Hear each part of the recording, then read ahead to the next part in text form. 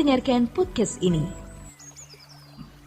Menjadi umat pilihan Allah berarti menjadi orang-orang yang benar-benar diistimewakan oleh Allah Bapa dan Tuhan kita Yesus Kristus untuk diproyeksikan, ditentukan menjadi orang-orang yang unggul di antara manusia, menjadi orang-orang yang dirancang berkodrat ilahi, sehingga kita dilayakkan untuk mewarisi kerajaan surga bersama-sama dengan Tuhan Yesus. Ini sungguh tidak ternilai, saudaraku. Kalau kita menjadi umat pilihan Tuhan, kita harus menyambut panggilan menjadi umat pilihan ini dengan meresponi secara benar. Meresponi secara benar, saudaraku. Harga menjadi umat pilihan ini sangat mahal. Saudaraku sekalian, sama seperti ketika kita membawa anak kita ke sekolah, atau kalau kita memberi diri untuk masuk sebuah perguruan tinggi, ada sebuah komitmen di situ, ada kesepakatan, ada perjanjian untuk belajar. Untuk belajar. Memang kalau masih playgroup hanya main-main. Tetapi di balik main-main itu pun ada guru-guru yang mengarahkan anak-anak mengembangkan bakat, kepribadian, dan lain sebagainya.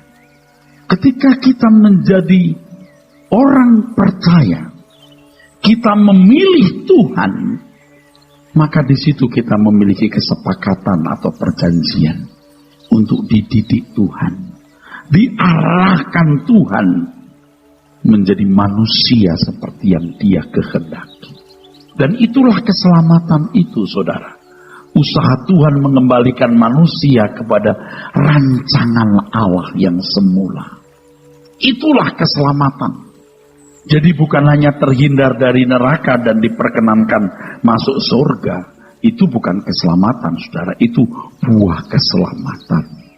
Keselamatan itu sebuah proses bertahap yang sangat ketat. Proses belajar mengajar.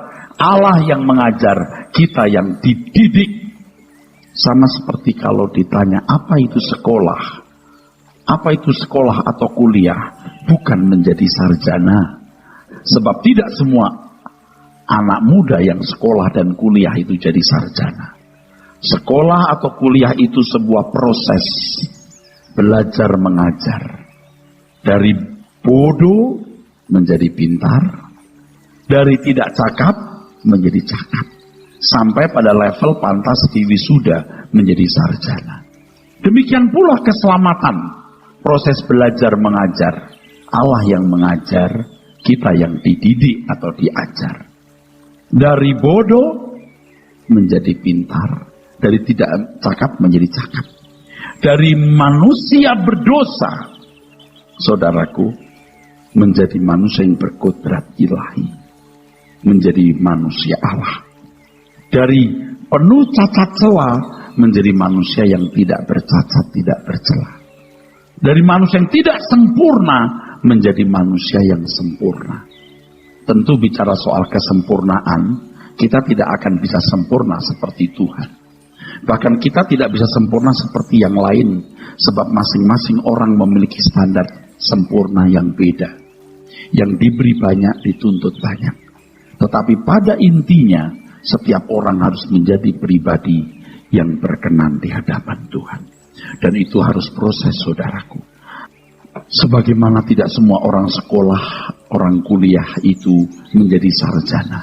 Maka banyak yang dipanggil, sedikit yang terpilih. Orang yang sungguh-sungguh meresponi karya keselamatan Tuhan itu harus sampai tingkat ini, saudara. Menang. Harus sampai menang. Dan salib Tuhan ini fasilitas. Kalau orang sekolah ada biayanya. Untuk menjadi pemenang ada biaya salib. Salib itu biaya pendidikan, saudaraku. Dari uang pangkal sampai biaya yang lain. Tapi tidak otomatis membuat seseorang menang. Di dalam salib itu ada penebusan. Di dalam penebusan itu kita diletakkan Tuhan di tempat yang baru. Dari pemberontak menjadi seorang yang bisa menjadi anak Allah. Maka setelah Tuhan Yesus selesai dalam tugas kemesiasannya, Tuhan berkata, segala kuasa di surga di bumi dalam tanganku, maka jadikan semua bangsa muridku. Dengan penebusan ini, kita punya kedudukan baru sebagai orang-orang yang dimungkinkan jadi anak Allah yang sah, atau pangeran, atau huios. Ia memberikan kita Roh Kudus yang menuntun kita kepada segala kebenaran. Lebih dari sekedar cerdas. Banyak orang cerdas, banyak filsuf cerdas yang melahirkan ide-ide yang luar biasa. Seperti Seneca, Socrates, Aristoteles, Plato, Konghucu. Hebat. Tetapi Roh Kudus memampukan kita untuk bisa mengerti pikiran perasaan Tuhan. Mengerti kehendak Allah apa yang baik, yang berkenan, dan yang sempurna. Tuhan memberikan Injil yang membawa kita kepada segala kebenaran, yang memperbaharui pikiran kita, yang Alkitab katakan dalam Roma 1 ayat 16-17, Injil itu yang menyelamatkan. Merubah cara berpikir berarti merubah seluruh gaya hidupnya. Allah turut bekerja dalam segala hal mendatangkan kebaikan. Ini saudaraku, biayanya. Ini semua bisa ada karena salib Tuhan. Karena salib Tuhan, saudara. Betapa luar biasa. Betapa luar biasa. Betapa luar biasa menjadi umat pilihan. Dan orang yang menjatuhkan pilihannya kepada Tuhan berarti harus bersedia untuk masuk ke dalam proses ini dengan segenap hati. Dan hanya orang yang mengasihi Tuhan dengan segenap hati yang masuk proses ini secara proporsional. Sebab Allah bekerja dalam segala hal mendatangkan kebaikan bagi orang yang mengasihi. Dan orang-orang yang sungguh-sungguh mengasihi Tuhan akan diproses secara maksimal untuk dikembalikan ke rancangan Allah semula. Melalui segala peristiwa kehidupan dan dalam segala situasi. Kalau kesempurnaan saya gambarkan garis panjang ini, saudaraku. Maka setiap peristiwa yang terjadi, yang kita dengar, yang kita lihat, yang kita alami, apalagi saudaraku hal-hal yang bisa menyita pikiran perasaan kita, itu merupakan proses tahap demi tahap. Bukan hanya dari hari ke hari, tapi dari menit ke menit, dari jam ke jam. Ini prosesnya, saudara. Dan ini merupakan momentum-momentum atau kairos dalam bahasa Yunani yang sangat berharga. Kita punya hora namanya. Hora itu durasi waktu selama 70-80 tahun. Dan di dalam durasi ini ada momentum-momentum atau kairos. Ada hora. Ada kairos. Dan dalam kairos itu sudah disusun secara kronos atau kronologi. Jadi waktu kita umur 20, 25, 30, 40, 45. Saudara, sampai 70, 80 tahun kita sudah mencapai ini, saudara. Ini yang merubah kita. Nah, banyak orang kan bangun tidur, kerja, pulang, makan dengan keluarga di mall atau di restoran, pulang malamnya tidur lagi, besok kerja. Duit kumpul, beli rumah, kerja lagi duit kumpul, beli mobil, kerja lagi duit kumpul, beli aset tanah atau rumah yang lain yang gede. Hidup tanpa tujuan. Kalau saya bangun tidur doa dengan mahasiswa di sekolah teologi yang mengajar, sekolah teologi sorenya khutbah, setelah khutbah merapat majelis besok atau konseling, pulang ke rumah tidur besok, bangun pagi doa, kedudukan saya makin tinggi, posisi saya semakin terhormat, gereja tambah besar, tetapi kodrat ilahi tidak terbangun. Konyol, saudaraku. Dan banyak orang lebih konyol dari itu. Lingkungan sekolah Alkitab, lingkungan gereja, tidak merubah orang berkodrat ilahi, apalagi lingkungan hidup saudara. Tapi peristiwa saat ke saat, menit ke menit, kalau kita perhatikan, di situ proses sekolah kehidupan, di mana Tuhan menuntun kita lewat rohnya. Injil yang memandu kita. Allah bekerja dalam segala hal mendatangkan kebaikan untuk bisa mencapai satu kedewasaan rohani di mana kita diperkenan oleh Tuhan. Oleh sebab itu saudaraku, kita tidak boleh memiliki tujuan hidup yang lain selain satu-satunya ini. Apa? Bagaimana kita menjadi manusia Allah? Tidak ada tujuan lain dalam hidup kita. Kalau kita bekerja, studi, kuliah, karir, apapun yang kita lakukan hanya untuk mewujudkan bagaimana menjadi manusia Allah sesuai rancangannya. Dulu ada lagu yang mungkin sampai sekarang dinyanyikan. Kemurahan-Mu lebih dari hidup, kemurahan-Mu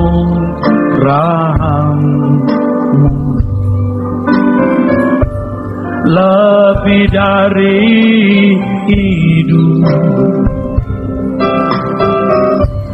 bahwa lidahku memuji Engkau,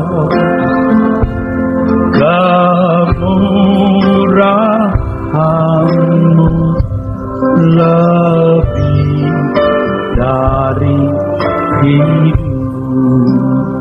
Kemurahan Tuhan bukan terletak kita lulus sekolah, dapat pekerjaan, punya istri, bangun rumah, dan seterusnya. Itu bisa dimiliki oleh orang-orang yang tidak percaya Tuhan Yesus. Tetapi kemurahan Tuhan itu berpusat pada korbannya di kayu salib yang membiayai sekolah kehidupan kita. Ingat, orang tua kerja keras banting tulang supaya bisa membiayai anak sekolah, tapi tidak membuat otomatis anak menjadi sarjana. Jadi jangan berpikir bodoh, seakan-akan karya salib Tuhan itu otomatis membuat orang menang. Tuhan berkata, menanglah seperti aku menang. Berjuanglah masuk jalan sempit kalau mau selamat. Karena pernyataan Tuhan itu berangkat dari pertanyaan Tuhan, sedikit sajakah orang yang diselamatkan? Sedikit sajakah orang yang menang? Sedikit sajakah orang yang jadi sarjana? Sedikit sajakah orang yang jadi manusia Allah yang berkodrat ilahi? Tuhan berkata, berjuanglah masuk jalan sempit.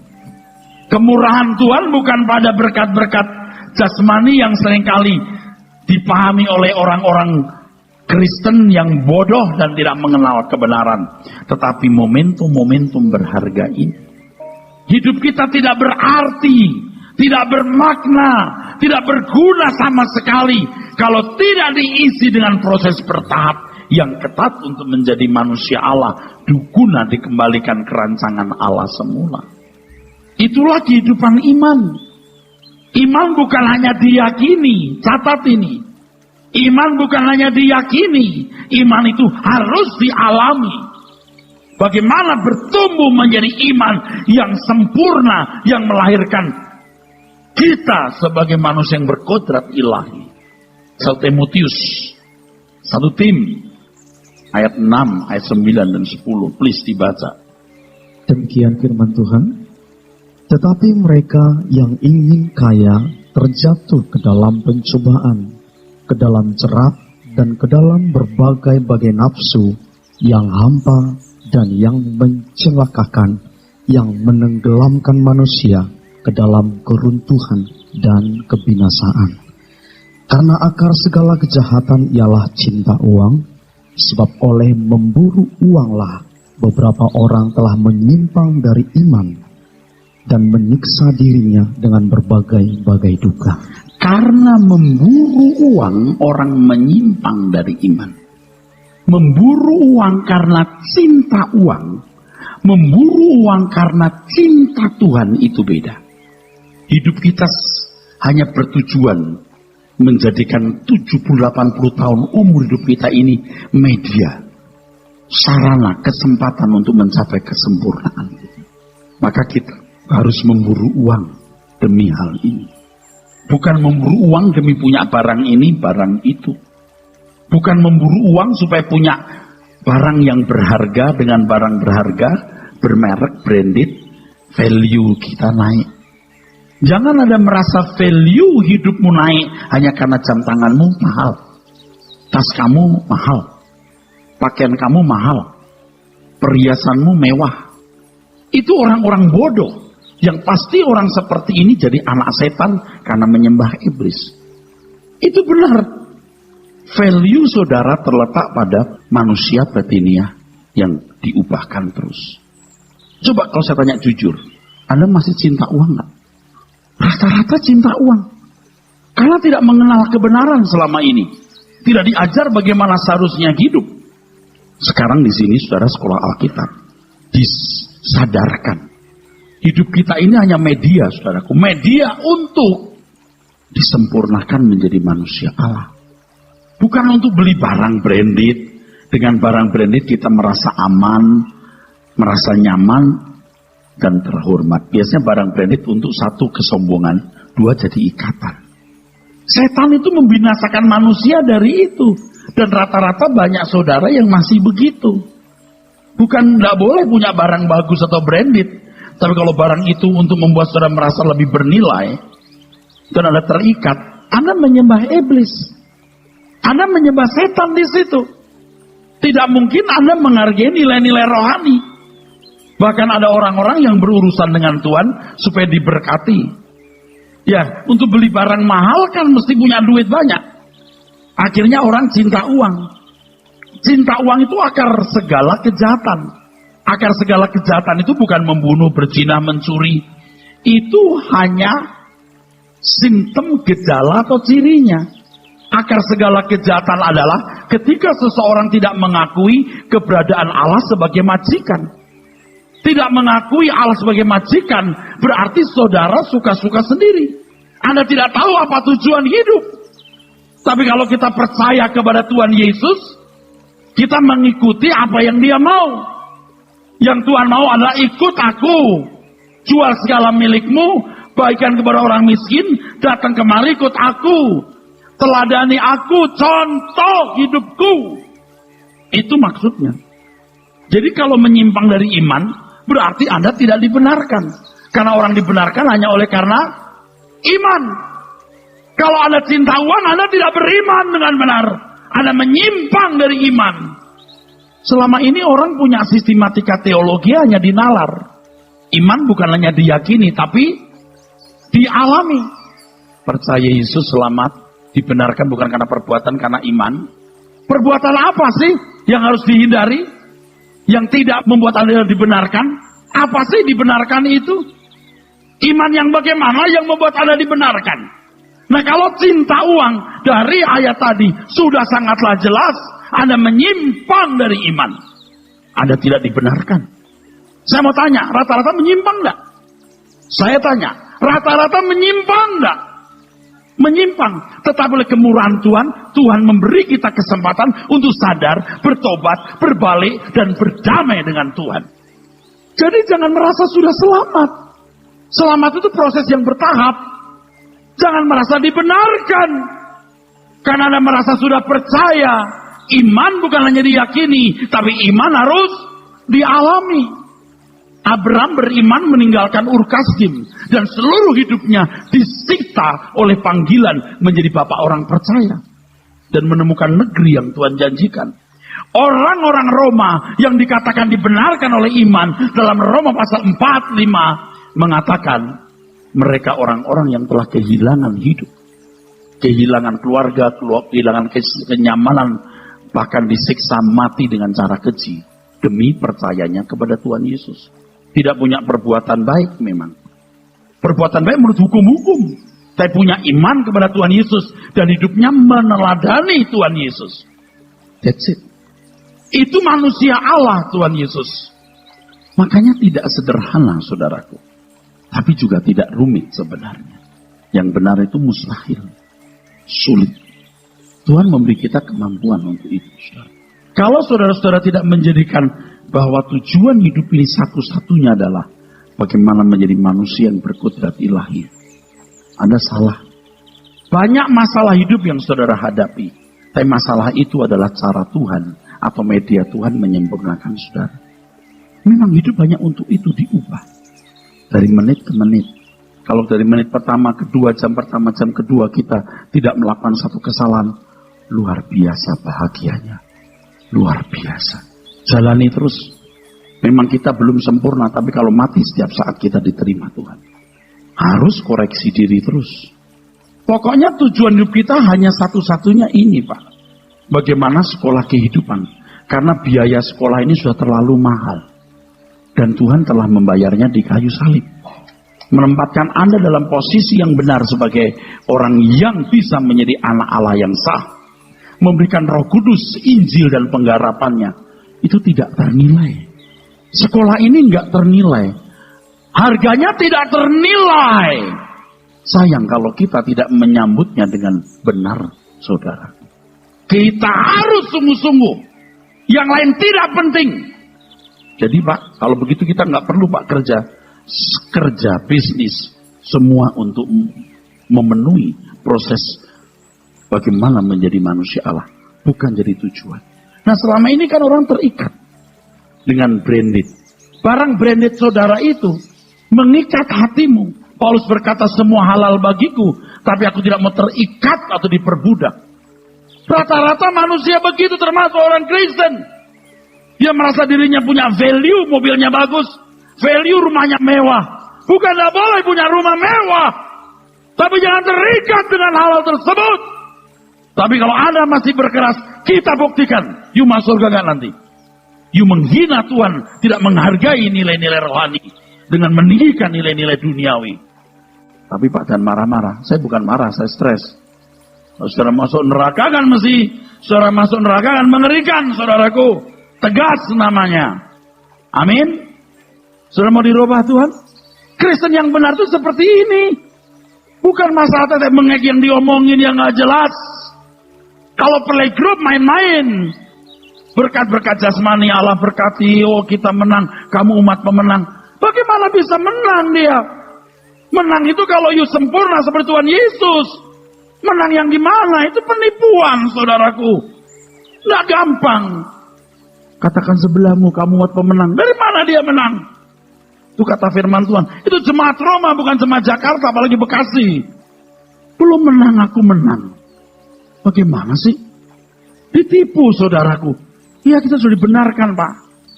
Kenapa dibenarkan? Karena iman. Iman yang macam apa kau miliki? Saya percaya Yesus. Itu baru percaya statusnya. Kalau percaya pribadinya, you ikuti apa yang beliau mau. Ngerti nggak apa yang beliau mau? Tahu? Itu ngaku dibenarkan. Nyari Tuhannya harus segenap hati, saudaraku sekalian. Kalau saudara menggantikan kesempatan untuk sempurna ini dengan kesibukan, kesenangan dunia, you menukar hak kesulungan dengan semangkok makanan. Ibrani pasal 12, 16, dan 17. Anda menukar kesulungan dengan semangkok makanan. Tua-tua sibuk beli moge Harley Davidson. Bukan gak boleh. Oh udah tua-tua begini yuk. Kakimu gak kuat nahan tahu. Bukan gak boleh. Untuk apa? Ibu-ibu tuh kalau memburu barang branded. Aku gak ngerti. Koleksi Pak. Kamu bakal mati tahu nggak lo? Pakai yang pantas kalau hubunganmu dengan para istri menteri atau pejabat tinggi atau para konglomerat, istri konglomerat. Oke lah pakai yang pantas. Tapi jangan terikat di situ. Jangan terikat saudaraku. Punya boleh, nggak punya juga nggak apa-apa. Jangan ngotot. Saking pengennya yang branded. Ya udah nggak asli asal KW nggak apa-apa atau premium. Saya bukan tidak boleh. Tapi kalau tujuannya untuk nilai diri. You miskin. Value-mu pada manusia batiniahmu. Bukan di perhiasanmu. Bukan tidak boleh pakai perhiasan. Pakailah yang pantas. Di dalam Ibrani 12 ayat 16-17 itu. Dibaca. Saya mau tanya, Bapak Ibu ngerti nggak saya ngomong apa ini? Saudara mau berubah nggak? Hidup ini hanya diisi untuk berubah. Amin. Saya juga belum sempurna. Bertahun-tahun jadi pendeta, makin cakap, jemaat makin banyak. Wah, jadi punya yayasan, punya aset. Tapi kodrat ilahi tidak terbangun. Konyol, saudara. Konyol. Saya mau tanya, saudara merasa nggak ada proses itu lalu berubah? Kalau nggak kan nggak beres. Kalau pikiranmu ditujukan kepada hal dunia, pasti Anda nggak bertumbuh. Saya ngomong begini bukan menganiaya saudara loh. Wah, ini orang-orang kaya teraniaya nih Pak. Orang kaya memang memburu barang branded. Memburu Anda punya nggak salah. Tapi kalau untuk menjadi value di dirimu, engkau pasti tidak mencari value di hadapan Tuhan. Engkau mati kasihan. Semua engkau tinggalkan. Kasihan pokoknya deh. Pokoknya orang makin punya banyak, makin bisa happy di dunia ini, makin tragis waktu meninggal. Tapi kalau dari saat ke saat belajar bertumbuh, berkenan, sempurna, kematian pun menjadi saat yang menyenangkan. Di sini nih Anda belajar mempersiapkan hari kematian. Kristen tuh begitu Pak. Bukan hanya jadi orang beragama ke gereja supaya kita diberkati nanti mati masuk neraka. Jadi Kristen itu punya komitmen sekolah. Sekolah kehidupan. Harganya mahal, kayu salib. Tuhan bayar. Anda nggak belajar tuh konyol. Kalau orang tua kerja keras dari pagi sampai sore, taruh hidup taruh nyawa, lalu anaknya sekolah pakai baju seragam di jalan, buka baju seragamnya pakai kaos, lalu cuma main game atau jalan-jalan. Bayangkan saudara. Apalagi kalau uang sekolah bukan dibayarkan untuk beli narkoba. Loh itu benar ya, model begitu kan. Bayangkan. Bapak Ibu, kita orang tua dulu deh yang jadi contoh. Nanti anak-anak tergarami, saudara. Hidup ini cuma satu tujuannya, mengubah diri jadi manusia Allah. Nggak ada yang lain.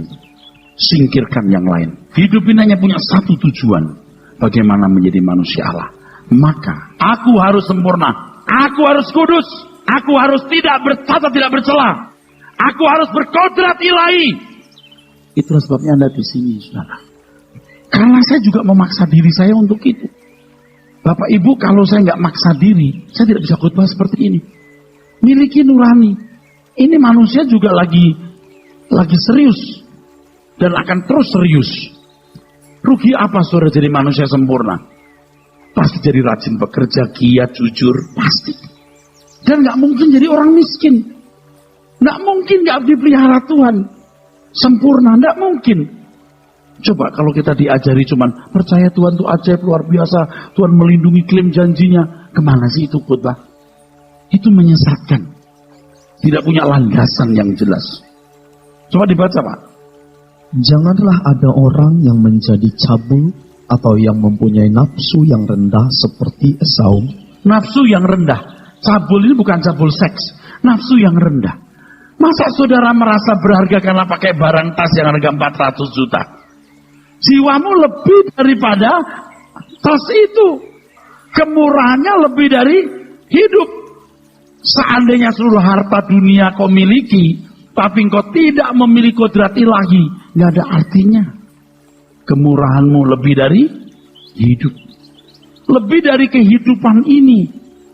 Jadi kesempatan yang berharga untuk bertumbuh menjadi manusia Allah, hargai itu. Begitu melek mata menit ke menit. Betapa berharganya saudaraku. Betapa mulianya. Amin. Kita bersyukur kita mendengar hal ini saudaraku. Gak ada artinya uang untuk menyewa gedung ini mau ratusan juta, mau 1 miliar per bulan gak masalah. Gak ada artinya dibanding dengan nilai kebenaran yang mengubah saudara. Jangan fokus kepada hal yang tidak perlu saudara fokus. Apapun yang terjadi jangan menjadi berhala dan mengikat hidupmu. Banyak masalah saya Pak. Saya mati aja. Mati di situ. Kenapa mesti begitu? Masalah itu mendewasakanmu. Tanpa masalah itu kamu gak dewasa. Jangan ada pikir malam sial gua, sial. Nggak sial. Tidak ada kata sial dalam kamus hidup orang Kristen. Karena Allah bekerja dalam segala hal mendatangkan kebaikan. Nggak ada kata sial. Amin, saudara. Ya, indah sekali. Tuhan mati di kayu salib untuk menyediakan fasilitas pembentukan yang sempurna. Tidak ada kata sial dalam kamus hidup kita. Ya, pulang dari tempat ini, saudara, nikmati hidup dengan sukacita. Hidup kita happy. Pelayanan yang sungguh. Amin. Jangan takut ditinggal siapa-siapa. Kita nggak ditinggal Tuhan. Dia beserta kita. Seperti Esau yang menjual hak kesulungannya untuk sepiring makanan. Sebab kamu tahu bahwa kemudian ketika ia hendak menerima berkat itu, ia ditolak. Sebab ia tidak beroleh kesempatan untuk memperbaiki kesalahannya, sekalipun ia mencarinya dengan mencucurkan air mata. Ini cabul, bukan cabul seks. Mental rendah, hasrat rendah, barang dunia fana. Kau bisa nikmati tanpa terikat. Sebab kalau kamu terikat, berarti menyembah iblis. Iblis berkata, dunia kuberikan padamu kalau kau menyembah aku. Jadi kalau orang mengingini dunia, dia menyembah iblis. Jangan mengingini dunia. Kita pakai dunia. Memburu uang karena cinta Tuhan. Kita punya uang banyak untuk Tuhan. Untuk pelayanan kita kepadanya. Saya ingatkan, saya tidak bermaksud meminta uang saudara.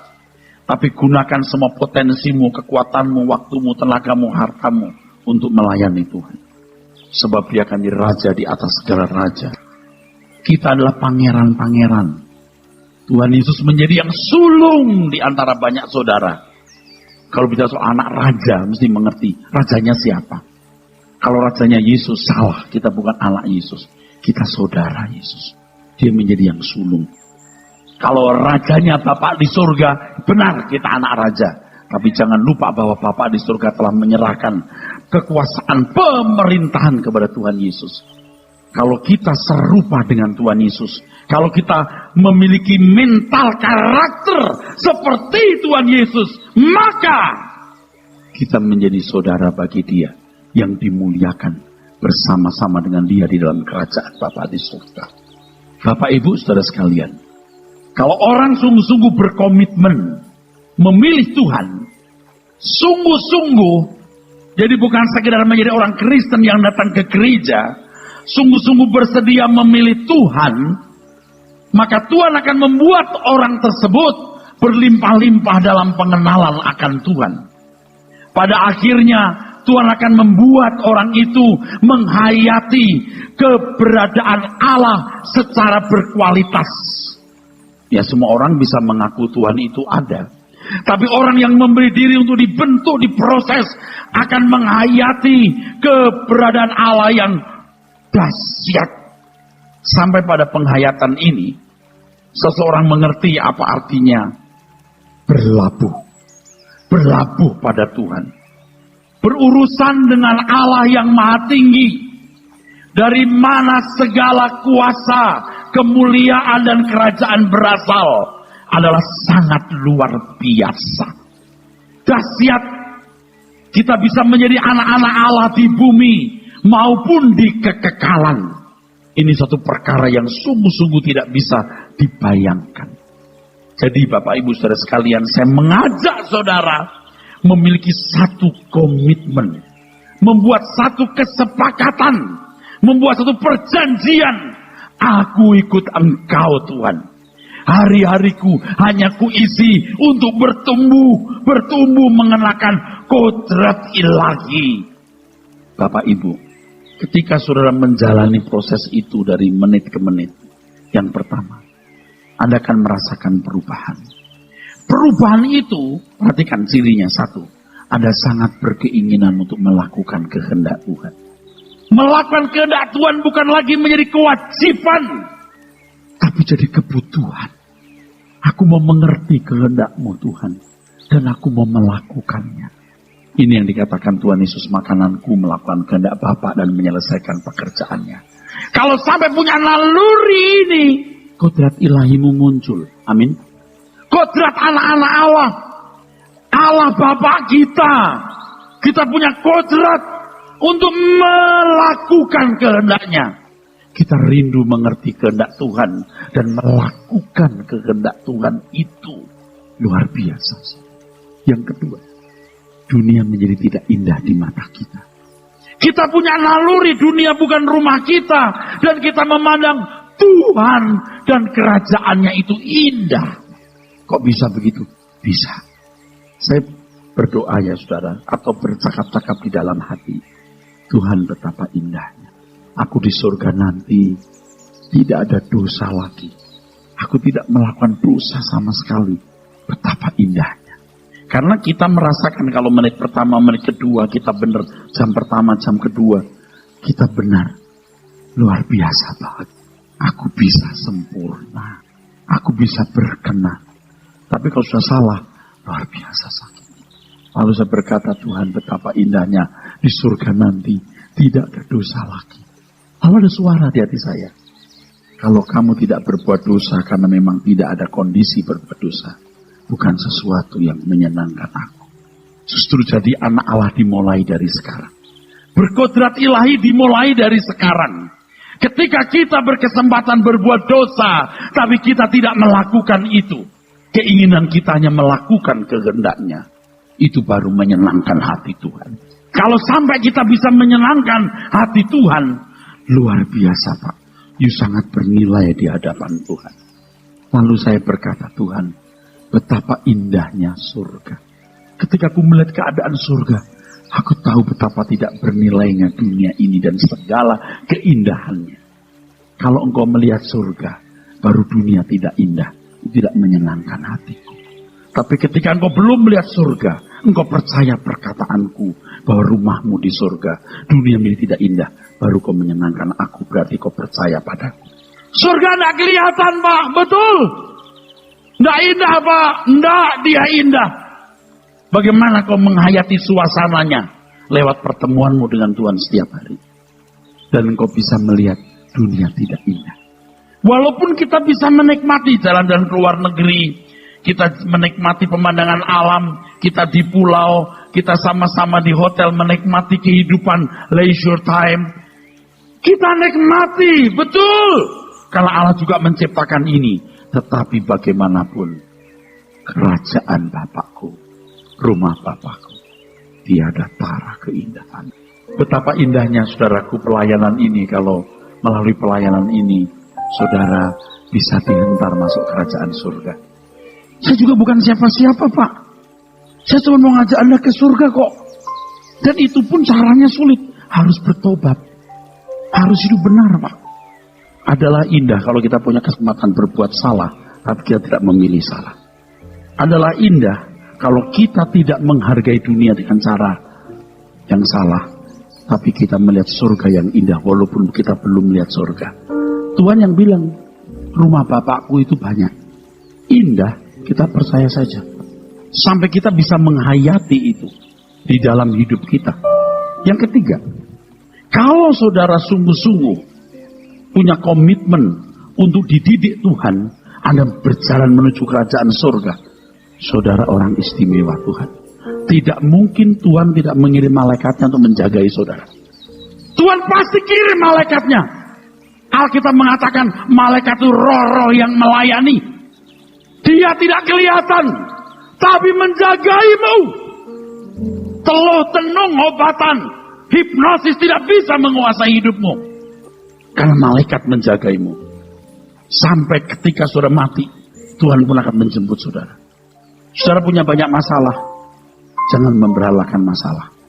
Jalan terus ke surga. Aku mau diubahkan Tuhan. Tuhan pasti kirim malaikat menjagai kita. Kemanapun kau melangkah, Tuhan tidak mungkin tidak menjagaimu. Tuhan akan berkata kepada malaikatnya, jagai anakku itu. Dia pewaris kerajaanku. Dia pangeran kerajaan surga. Kalau saudara berkomitmen sungguh-sungguh, saudaraku sekalian, untuk betul-betul diproses ini, akhirnya saudara akan rindu menemukan rencana Tuhan dalam hidup saudara. Apa? Rencana pribadi Tuhan yang indah. Dan akhirnya Anda menemukan keintiman. Tuhan berjalan dengan orang-orang yang berniat mau berubah. Tuhan tidak akan berjalan dengan orang-orang yang tidak berniat mau berubah. Saya ketemu dengan seorang ibu rohani. Sudah usianya hampir 90 tahun saya kira.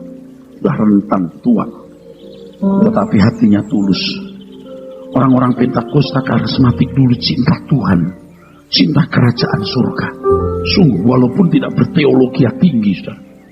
Tapi banyak orang karismatik Pentakosta hari ini yang berteologi tidak jelas, rindu Yerusalem baru juga enggak tahu mau ngapain dia. Dia sudah tua. Dia berkata, "Ras sini, ya Tante. Sebelum Tante meninggal, kamu nyanyi untuk Tante, ya Tante." Kita bisa jalan dengan Tuhan itu luar biasa. Sebab siapakah kita? Siapakah kita bisa berjalan dengan Tuhan? Tapi orang yang betul-betul berniat ke Yerusalem baru mau berubah setiap hari, itu pasti menjadi orang istimewanya Tuhan.